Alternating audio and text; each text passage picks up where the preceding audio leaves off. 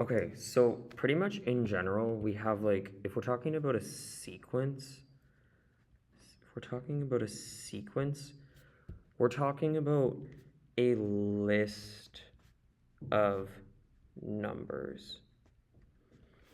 And we pretty much call the numbers, um, we can call the numbers in this list the terms of the sequence. So T1, that would be like the first term. T2 would be like the second term. T3 would be the third term. And so on and so forth. And like the most general way of talking about that is saying, okay, well, the Tn is the nth term, which pretty much means, okay, whatever our n is, whether we're talking about the 20th term, the 30th term, we could determine the nth term, and we'll get there. We'll get there. But okay, right now, before we get there, let's just talk about the difference between the arithmetic sequences and geometric sequences. So for like in an arithmetic sequence, pretty much from a certain starting point,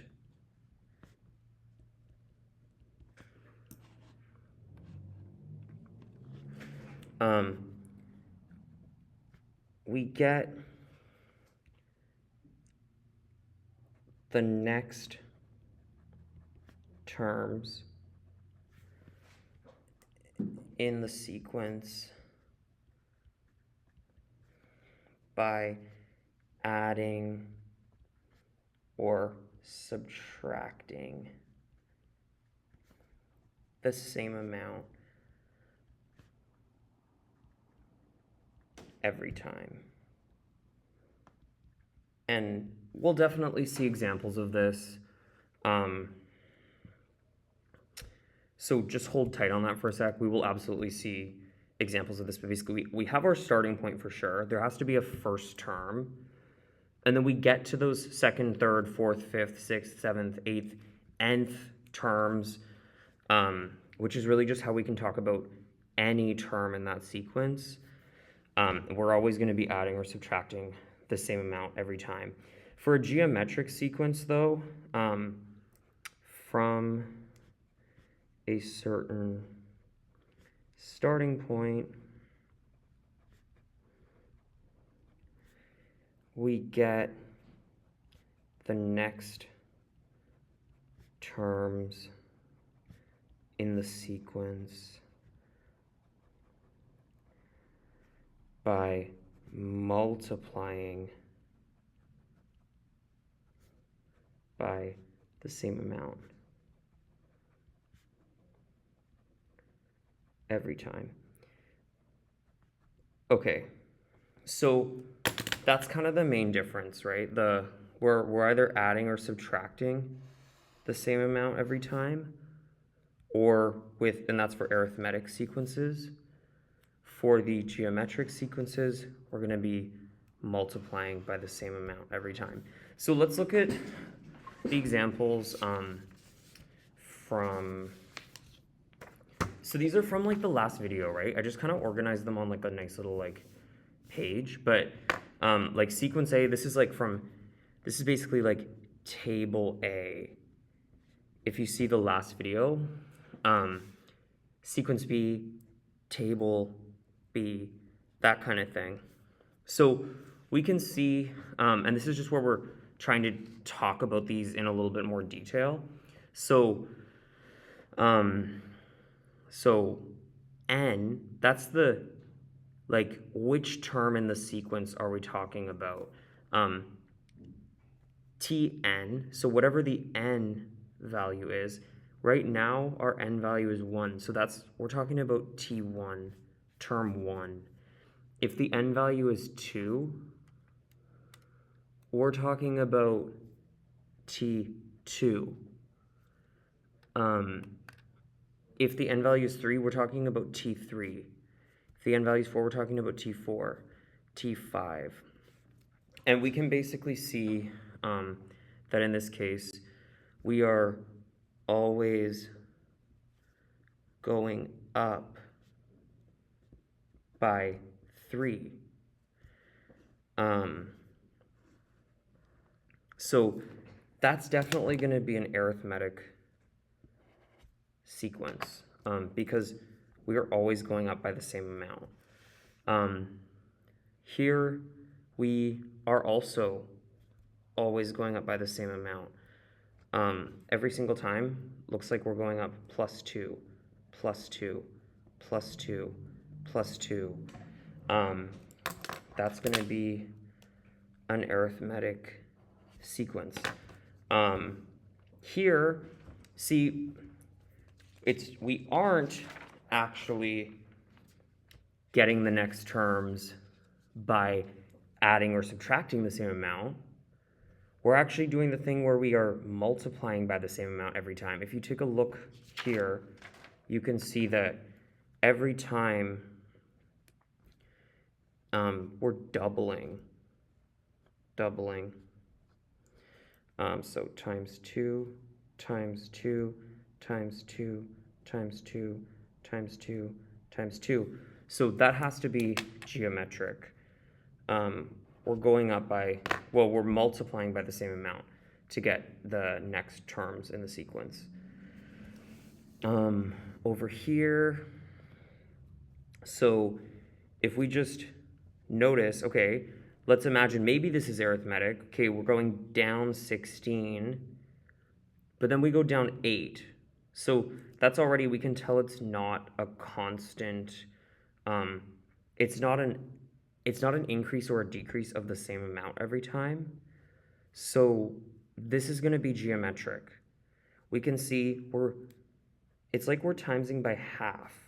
We are timesing by half, multiplying by half, multiply by half, multiply by half, and that's going to be geometric.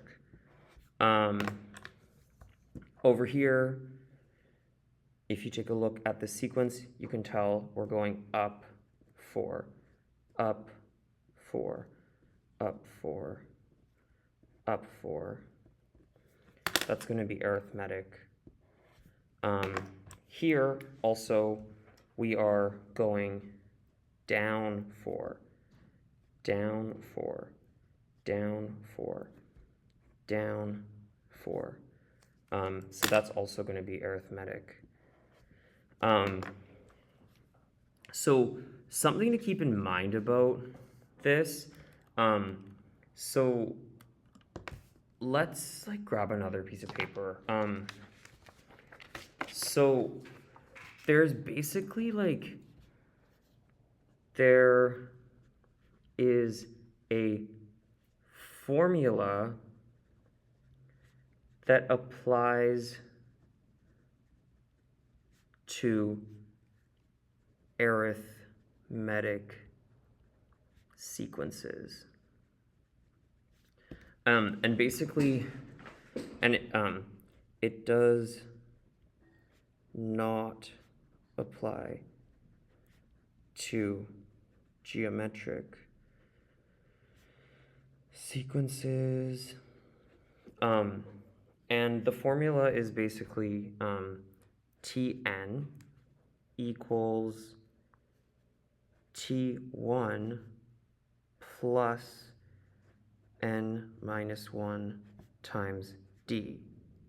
So let's think about what's actually happening here. So this is giving us Tn, so that's the nth term. So this is how we can calculate any nth term. So for any value of n, we can determine what the term in the sequence will be. And pretty much we need to know a couple things. We can see, so one is a constant, right? Like we don't need to worry about one. It's always going to be 1 in this formula. But we have 3 pieces of info that we would need to know about to actually solve for Tn, because these are our 3 variables, basically 3 different things that get plugged into our formula so that we could even calculate Tn. And so let's talk about what those things are. So T1, if we jump back here, T1 is that first term. So it's kind of like when I was saying here, for an arithmetic sequence from a certain starting point, from a certain starting point, from a certain starting point, that's going to be that T1. When I'm talking about a certain starting point, we're talking about T1, the very first term. So T1 is kind of like our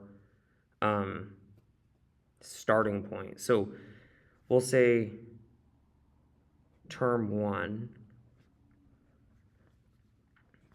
it's like our starting point.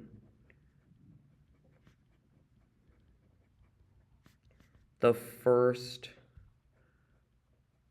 term in the sequence. So every sequence needs to have a starting point, right? There's always going to be that first value in the sequence. N, that's just telling us which term, like, are we talking about the first term? So if n equals 1, we'd be talking about the first term. N equals 2, we'd be talking about the second term. When n equals 3, we're talking about the third term. T1, T2, T3. If n equals 4, we're talking about the fourth term, T4. If n equals 5, we're talking about the fifth term, and so on. Of course, we could go on like that forever. Basically, just thinking, how can I summarize that? It's like the position of the term in the sequence.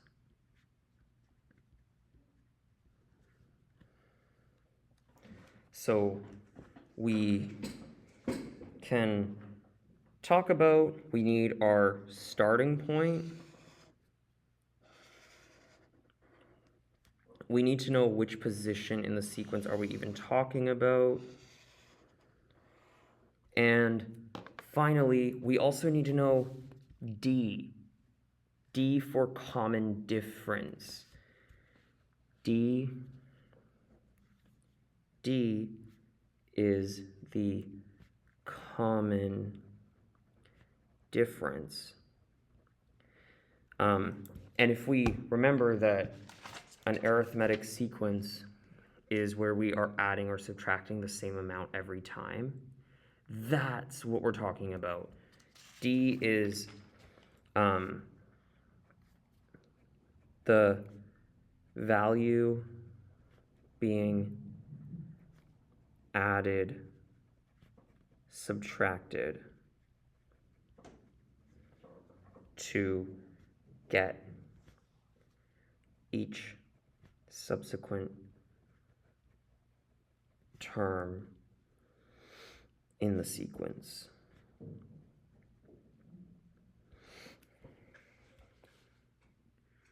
So that becomes kind of useful because, like, let's just focus on, like, one of these. Let's just focus on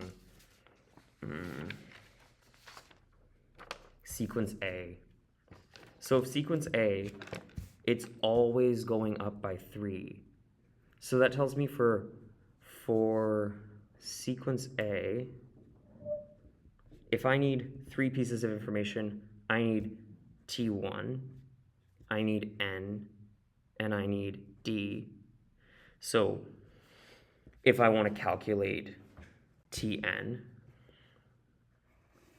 so these are the 3 pieces of information needed to calculate any Tn. So what do I mean by any Tn? Well, first things first, let's just notice, okay, the starting point, that's going to have to be 3, right? That's the starting point for sequence A. The first term in the sequence is 3. Common difference is what we're going up by every time. Well, we're going up by 3 every time, plus 3. So N, that's going to be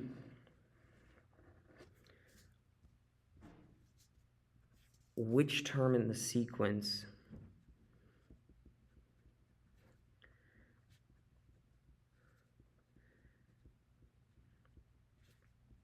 do I want to calculate?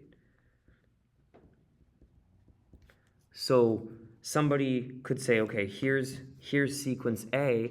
Well, can we find the 12th term? What is the 12th term in the sequence? Which must be T12, right? So if we want to solve for T12, well, here's the thing. If we want to solve for T12, that's when n equals 12. When n equals 12. When, well, T1 is always going to be 3. That's the starting point.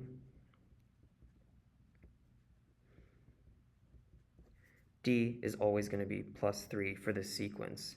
That's the common difference. So pretty much you can use your little formula. In this case, let's say, well, the general formula Tn equals T1 plus n minus 1 times D. So pretty much, okay, well, if I actually want to know T12, that means n is going to get replaced with 12, because that's got to be my n. If I'm, instead of Tn, I'm trying to figure out T12. So my n value actually is 12 in that case. So it's still 12 minus 1. My common difference is plus 3. My T1, my starting point, is 3. So then I would just do the math. 3 plus 11 times plus 3. 3 plus 33 is 36. T12 has got to be 36 in that case. So hopefully that kind of gives you a sense of what's, when we see this formula, what is each thing kind of meaning. And the reason that the reason that it's an n minus 1, we might be asking ourselves, why n minus 1? And that's basically because when n equals 1, Tn should just equal T1. So if the formula is Tn equals T1 plus n minus 1 d, if I imagine that I am talking about if n equals 1, then T1 equals T1 plus 1 minus 1 times d. See how that's just going to become 0? So T1 equals T1. And that's what I want. Because for that first term, I haven't actually applied a common difference yet. I haven't added or subtracted the common difference yet. I just, if n equals 1, the very first term in the sequence, I would want this to just end up being equal to 0. I don't want to add my common difference at all. So that's why I have an n minus 1, because then if n equals 2, then I'm just adding the common difference once. If n equals 3, I'm adding the common difference twice. So that's kind of how that works out. One other thing, this is from page 509, but for all of these, sequence A, Table B, Table C, Table D, Table E, Table F, we can think about them as like plotting n on the x-axis. So that's the position in the sequence. Term number 1, term number 2, term number 3, term number 4. So n could be plotted against Tn. So what is the actual term in the sequence? So just to kind of show you how we can think about this as like being plotted on a coordinate plane. For sequence A, well, when n is 1, t of n is 3. So it's kind of annoying. I can't really draw right on there, but if n equals 1, t of n is gonna be 3. If n is 2, t of n is 6. So that means like t1 is 3, t2 is 6, t3 is 9, t4 is 12, t5 is 15. So table B, T1 is 1, T2 is 3, T3 is 5, T4 is 7, T5 is 9. So for table C, sequence C, so this is where things are jumping up. T1 is, okay, well, let me just fill this part in first. T4 is 8, T5 is 16, T6 is 32, T7 is 64, and like this stuff has got to be like smaller, right? T3 is 4, so that's going to be like halfway. T2 is half of half. T1 is like really close. So see how like when we have the arithmetic These two are arithmetic sequences. Arithmetic. These are increasing linearly. Like when we have these linear equations like that, like it's always increasing by the same amount.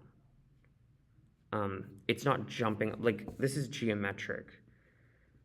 And that's why we see this kind of like non-linear. It's like if we connect the dots, if we were to connect the dots, we see it's not a linear growth pattern. It's like it's like jumping up a lot. So that's kind of a difference between arithmetic and geometric. Arithmetic sequences are going to be going up.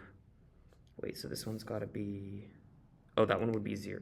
I guess there's not really such thing as a T0, but it would go up. See how that's going up linearly? This is going up linearly. And we would see the same ones if we were to do it for this. These ones, which are all, oh wait, sequence D is also geometric. So let's actually just show that. So sequence D, term 1 is 32. Term 2 is 16. Term 3 is 8. Term 4 is 4. Term 5 is 2. So see, that's definitely a non-linear pattern because it's not going up and down in this straight line. We're kind of like, in these geometric examples, we're kind of geometric. We're jumping up a lot or we're jumping down a lot. Yeah, so just wanted to add that in there.